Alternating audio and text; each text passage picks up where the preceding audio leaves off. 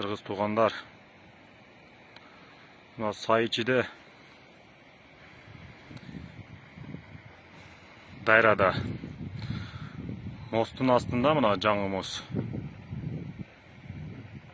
Машиналар өтүп аткан. Нейтралкада. Примерно 200 метр пасыракта мына тажиктер постуну жылдырып,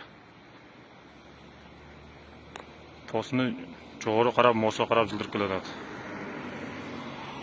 Муну караган чоңдор барбы? Ким карайт буларды? Нейтралка болгондон кийин кантип булар куруп атат? Буларга мүмкүн да, бизге мүмкүн эмеспи, кыргыздарга? Булар мел салса да боло берет ошондо, туугандар. Буга бир талап коюш керек бул чоңдорго. Булар эмне себептен салып атат? Же бул жерлер полный өтүп эме болуп кеткенби?